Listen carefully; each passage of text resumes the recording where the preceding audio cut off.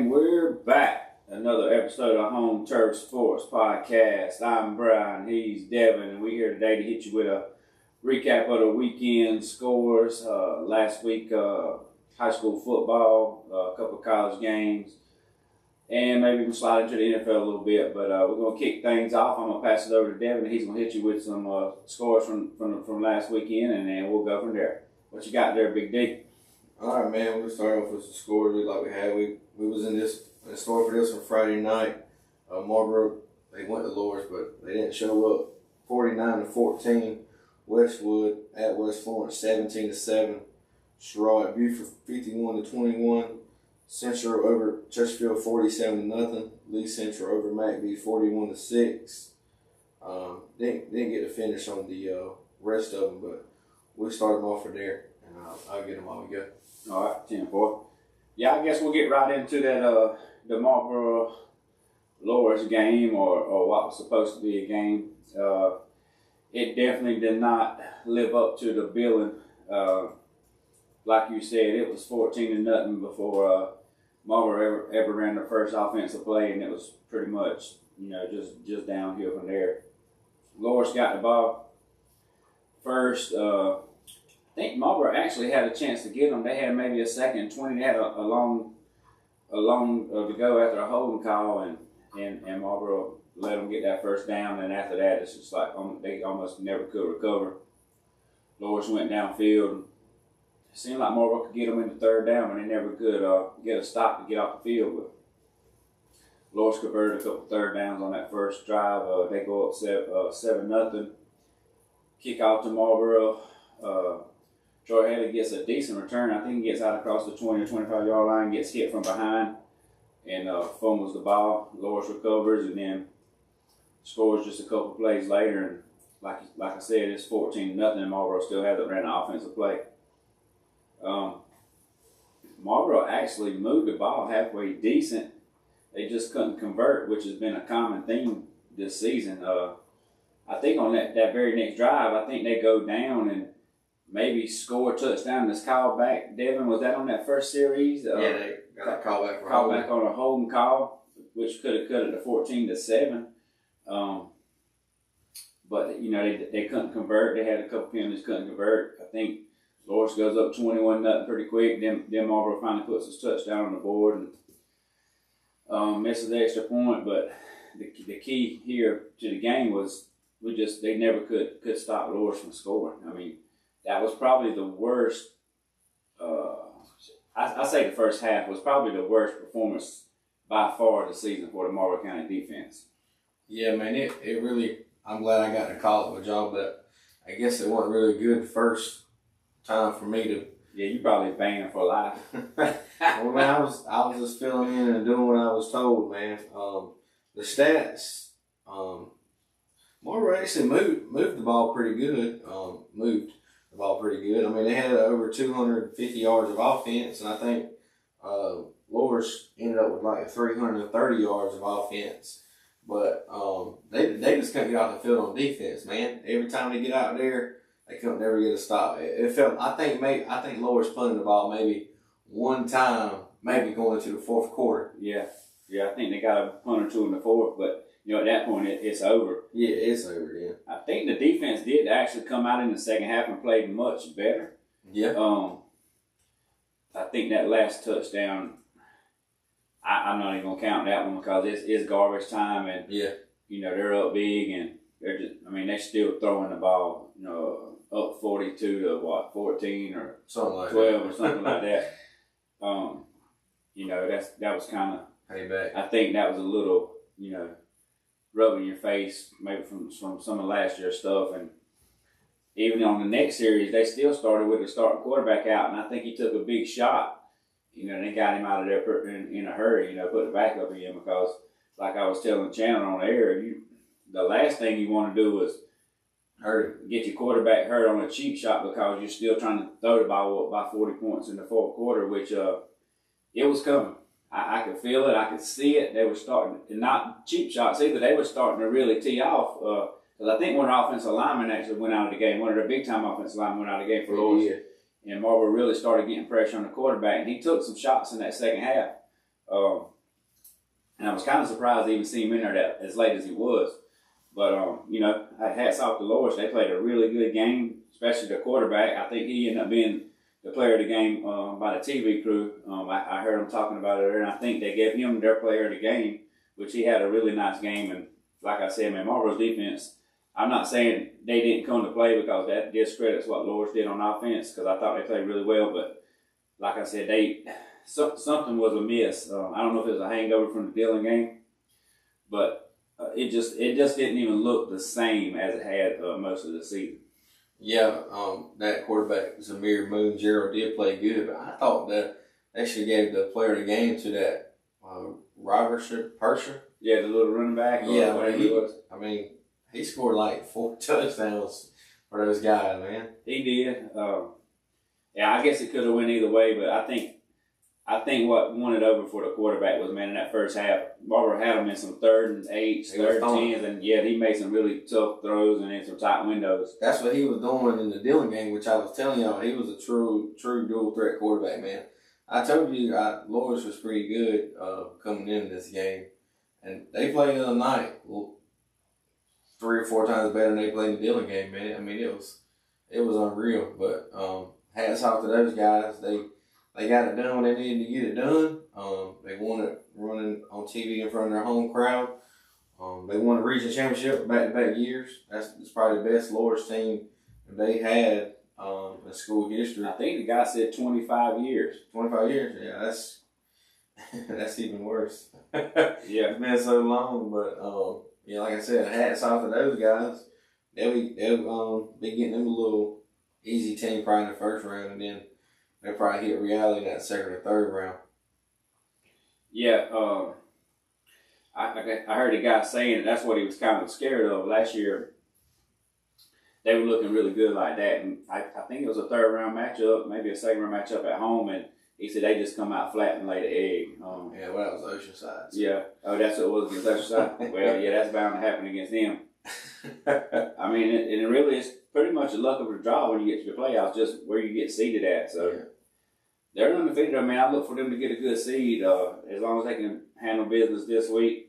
I think they got maybe Ainer, if I'm right. I think maybe they have Ainer or somebody, because I know they played Georgetown last week, Dillon the week before that.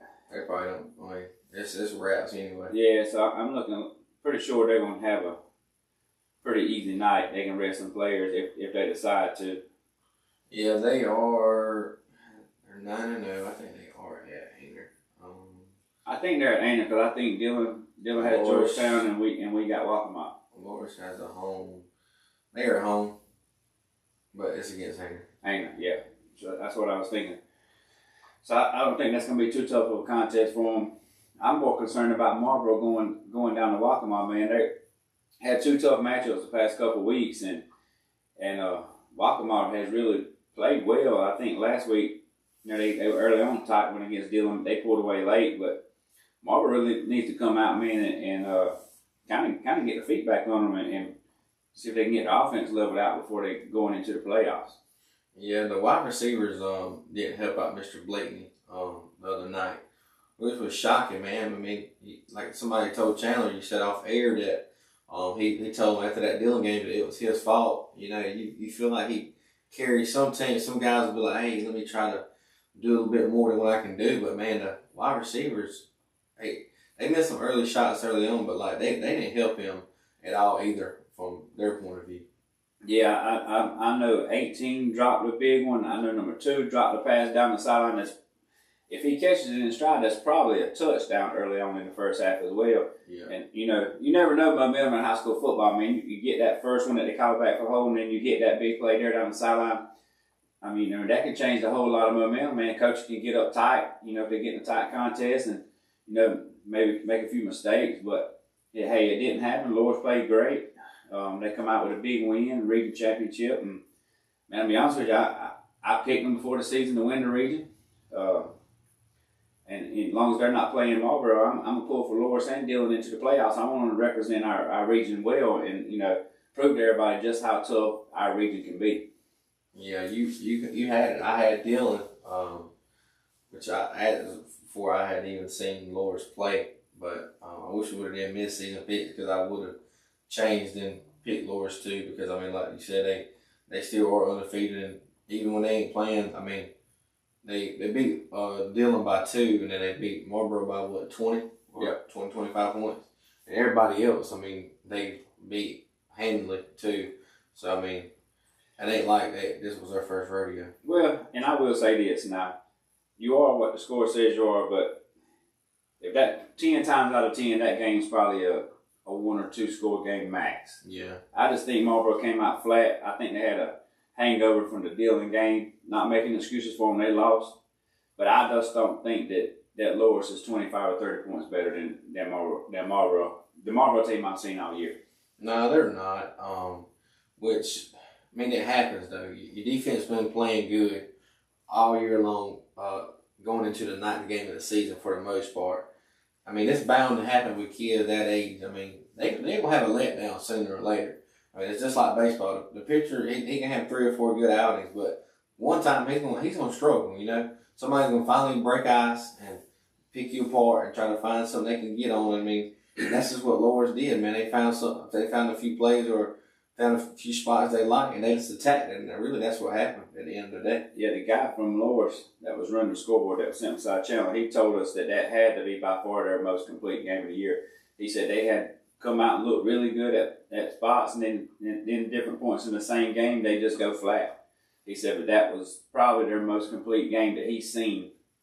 Hey, like I said, kudos to them, man. They found something that was working. They stuck with it, and they really put it on them, man. Like I said, I hope they do damage in the playoffs as long as it's not against Marlboro. If they match up again, it'll be interesting to see if that game plays out the same way. But I think all 3 teams can still win a couple playoff games. I'm not saying they all state championship caliber. I think that Loras can be tough in the playoffs, be a tough out, especially the way the quarterback can throw it and run it. Their defense plays up to their the way they played the other night, man. I think that they're going to be a tough out. It's going to be hard to knock Oceanside off on this side of the bracket. Yeah, but, this will be a good podcast to tune into next probably Monday. Yeah, we get playoff matchups. Yeah, that's gonna be interesting. I think right now Marlboro, even though they play another 3 seed, if they win Friday night, I think they're already pretty determined on the road. I think they are now. So that'll be a tough matchup. But I think if you drop Marlboro on the road in the first round and you a 3 seed, I think that you're probably disappointed in that drop. Yeah, but they need to play the Sherrall road game they played. They don't need to play the Loras road they play. Whatever they sing that night, that's what they need to go back to. I think they will, man. Just you play a team that don't know you don't know them. Yeah. I think they'll be better off like that. I think Dillon and Loras. Everybody has seen each other. Yeah, everybody's got these common opponents. They got all this film from 5 or 6 other teams on that you played. And I mean, I told Chandler I'm very surprised we didn't see any of the wing T. Not to try to fool their defense, but to get some first downs and keep the ball away from Loras' offense. The way they were moving the ball, I would have went to the wing T early just to slow that down and make them sit over on the sideline and just maybe get out of rhythm a little bit. Yeah, but especially when you didn't see the game was going good. Hey, let me try to help the defense out because I felt like the defense was on the field all night long. That's what it really felt like in the booth. Well, that's what I'm saying. If you go on that wing T and you can grind out first downs and just run clock, the offense sits on the sideline and gets cold, man. It was kind of cool Friday night. It was. Going to get you out in rhythm. The best thing you want is get out there and get a quick 3 and out, get right back on the field because, you're already in rhythm. But I think if Marlboro goes to that wing T and just kind of slows the game and grinds it out, I think that it's a lot closer. And hey, you never know. It might change some things that Loras is doing on offense. They might get a little antsy and try to force some things and make some mistakes. But hey, you live and you learn. You live to fight another day. Luckily, that wasn't a playoff game, so you can move on to this week and maybe go down there and hopefully get a win against Waccamaw and get ready for the playoffs. Yeah, man, they definitely need a win this week. If you go out there and play like you did the other night, man, you'll definitely get upset down there, and you'll be definitely probably play a one and done in the playoffs. But that's definitely what would happen. You have any more in this game before we move on? Nah, man, I think that that's all I got, man. I mean, I think we pretty much said it all, but like I just want to say again, kudos to Loris. Kudos to Loris, man, on a game well played, and congratulations on the region championship. Yep. Hopefully that'll be Marlboro County next year, man, because us Loris had a bunch of seniors that won that championship for them tonight, or Friday night, and Marlboro had their whole team back. And it's the Stones, man. You got to crawl before you walk, man. You just can't win the region championship with the whole team you lost from last year. Which is a good thing about high school sports. But I got the rest of the scores. I'll hit them right quick. South Lawrence was at Lower Richland 57-17. Darlington lost to Crestwood 56-28. Hartsville over Lakewood 51-0. Dillon 41 over Waccamaw 17. Richmond went on the road and beat Overhills 42-12. Scotland won 48-24 over Lumberton, with Zamir in attendance for his jersey retirement night. But South Lawrence, man, they rolling strong. Went on the road to Lower Richland, won by 50 points. I mean, that's about what I expected. But you were listening to the radio the other day, and them guys were trying to make out like that was going to be an interesting game, and we both looked at each other like, nah, they must see something I haven't seen. I didn't expect anything different from South Lawrence to go down there and roll. I mean, I don't know what they saw, or if they were just, the Columbia radio station, so maybe they were just trying to promote some of their local Columbia teams. But South Lawrence just keeps on rolling, man, and somebody's going to have their hands full in this playoff run. They might be making another run to a state title. Yeah, as long as they don't play like they did against Northwestern, man, I think they'll roll for a little while. They got a big one next week. We'll get into that one in a little bit. Westwood, we both took West Florence in this, but West Florence took care of business 17-7. They finally back in getting them a little rhythm, man, going into this last regular season week of high school football. Yeah, I wasn't quite sure about Westwood, but I was just kind of going with my heart a little bit with the local team, hoping West Florence could pull it out. But something's happened in the last few weeks with West Florence, man. They look, even in their losses, they looked halfway decent earlier in the year, but they just kind of fell off the tracks here the past few weeks. I don't know if they got some injuries or what, but something's amiss. It just doesn't look the same. What you think? Yeah, I mean, they most of the guys ain't never been. They got a new coach, so I mean, it's late in the season now. I wonder if some of those guys are checked out, or has he lost the locker room, or what's going on. I mean, I don't know. I mean, I haven't watched those guys play this year, but I mean, I'm just looking at the scores. Even though, like you said, in the losses, they're not playing good either. But I think they go to Spring Valley for their last week. West Florence. Yeah, they'll be on the road to Spring Valley. I don't know their region standings, but hopefully those guys make it in. And if not, they'll be on the hardwood Monday. I think basketball season starts Monday or Tuesday, honestly, for teams that don't make it. And there'll be a lot of those teams. Yeah, be a lot of tricks or treat Friday night. Yeah, some of them's playing Thursday night, so gotta watch out. Yeah. Halloween means a lot of orange basketballs instead of pumpkins for some teams. We'll see. Some teams keep on rolling into the playoffs, and some teams are rolling out the basketball. So I hope West Florence makes it in. I'm not sure how that's going to shake out in the 4A there, but 5A. 5A. Man, yeah. Man, that's tough. And I don't know if they played enough of decent teams or that have get in on or the RPI to make them even better. I don't know, man. Maybe a year or two would be a whole lot better for the West Florence Knights down there. Yep. Next one, Sherrod. I guess we talked to Coach Saturday. They said he had the starters out before even halftime. Sherrod Rebuke for 51-21. Yeah, he says 8 minutes left in the second quarter, he was already pulling starters. Yeah, there ain't really too much to talk about from that game, if that's what we really heard. Yeah, like we talked about, I don't want to call them names, but somebody said all they had to do was show up safe without getting in a bus wreck on the way there, and they'd win. And that was pretty much right. I remember looking at the score 43-7 or something one time. Second quarter. I was like, man. Yeah, I didn't really believe that early on when you told me that. But that's crazy in high school, man. They said so that means they ran the clock from halftime all the way to the end of the game, even through timeouts. Is what I heard. Yeah, I'm not surprised. We talked about this game, man. We knew it was going to be a tough one. But Toronto needed a game like that, man. They did, They needed they want a big one in their hands this week too. We'll get into that in a little bit. Central, they got upset last week by AJ. Central beat Chesterfield 47-0, man. They took it out on them. The Rams got it from them. Yeah. That eagle flew on top of that ram and he couldn't get him off his back. I kind of knew that was coming too. I thought it'd be a 50-point win. Chesterfield, man, they struggling right now. Ever since that McBee game, man, it's just been downhill from there. And they had a bye after that, so yeah, I think that was the heartbreaker for them, and that pretty much ended their season.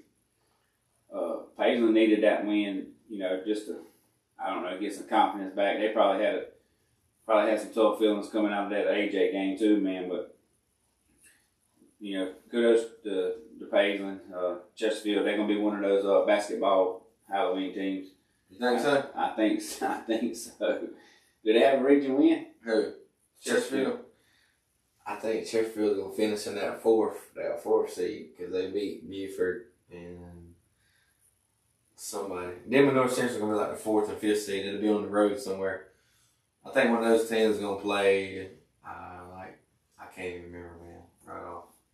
Would they be lower state or upper? I think 1 and 4 seed. I think 1, 3, and 5 is lower. Okay. 2 and 4 is upper. So, I think Sheffield might get a game because not a home game, might be on the road. But I think they might match up with a team like that Marion region, like Atlantic Collegiate. They only won like 2 games all year, and there's 2 region wins. That whole conference is bad though, with Mullins and Marion. So you think they can slip up and get a win, Chesterfield? I don't know, man. I can let you know that next week. I got to see who they're playing before I can even. Right, but I had to do a little study, a little barking going on. Yeah, we got a guard dog out there. Somebody must be trying to break in the house. Yeah, but the next game, man, we had Lee Central opening that trap that McBee and took over that trap, 41-6. Man, I think McBee should have forfeited again. Maybe. I don't know, man. I like Scored been 2-0. I like see the kids get out there and play. I don't know, man. I'm glad they played this week. I don't know why I don't know why they didn't play last week. I think you got enough people to play. The kids want to play. Even with 13? Yeah, I mean, what's the difference in 13 and 19? Georgetown played us with 19. Well, at least they can sub a little bit. Yeah. If you got to live on the field and you got 2 over there, somebody ain't coming out. Unless you're going to have a wide receiver going to the line. Right. You think the linemen, they're going to need a break, man. Yeah, I don't know, man. You got to do what's best you think for your kids, injury-wise. But, I don't know, man. That's a tough one, but I knew it was going to be BTA. Yeah, it was definitely. But, maybe McBee, man, maybe, I don't know what they got coming. What's their JV look like? They got any kind of sun at the end of the rainbow? Or? I have no clue, man. I got enough of fields over there to have sun. Well, maybe they got brighter days are ahead for McBee Panthers, especially, if they're not good at basketball, at least baseball season's coming soon. Basketball is pretty decent, man. They went actually far last year in the 1A. They went to like 3rd or 4th round, which was good for them. But, man, Crestwood beat Darlington 56-28. I didn't see this one coming. I told you, man, give me the wood. I knew they was gonna lay wood to Darlington, man. Darlington disappointed me a couple weeks ago, and I ain't forgot. I thought they were gonna play somebody close. I can't remember who it was, and you know, and they laid an egg.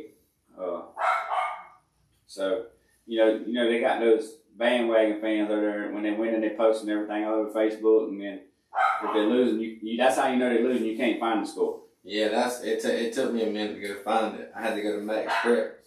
There's one person I look at their page and they stopped posting after about the second quarter. If you're gonna post scores, man, at least just post the final. You gotta take the good with the bad, man. You think I want to come on here and talk about Marlboro Loris today? No, but I mean, it is what it is. I ain't playing. I know, that's what I'm saying. It's two guys talking about it. That just give you our thoughts on what we think. But a different Wood took a different cut. Hartsville 51-0 over Lakewood. They went into Kellytown disappointed. Well, I mean, Lakewood, they haven't won a game all year. Hartsville been scoring points. They just wasn't able to stop anybody. I know that we were interested to see if Lakewood could score this week. Yeah, because Hartsville had been giving up some points. But remember that story whenever y'all played on that one night? Baseball. So they played the whole game. They was going to Chick-fil-A. That was Crestwood. Was that Crestwood? Yeah. I know it was one of the Woods, man. Yeah, we only won 8-0, and the daddy told everybody he was taking on Chick-fil-A because they didn't get beat in 5 innings. They got beat 8-0 instead of 10-0. Hey, that's progression. Yeah, I mean, hey, I guess you made progress. And then we threw a no-hitter too. We threw a no-hitter 8-0, and they was going to Chick-fil-A instead of Cookout. That's what the daddy said. Because they played 7 innings instead of 5. We had Waccamaw go to Dillon, and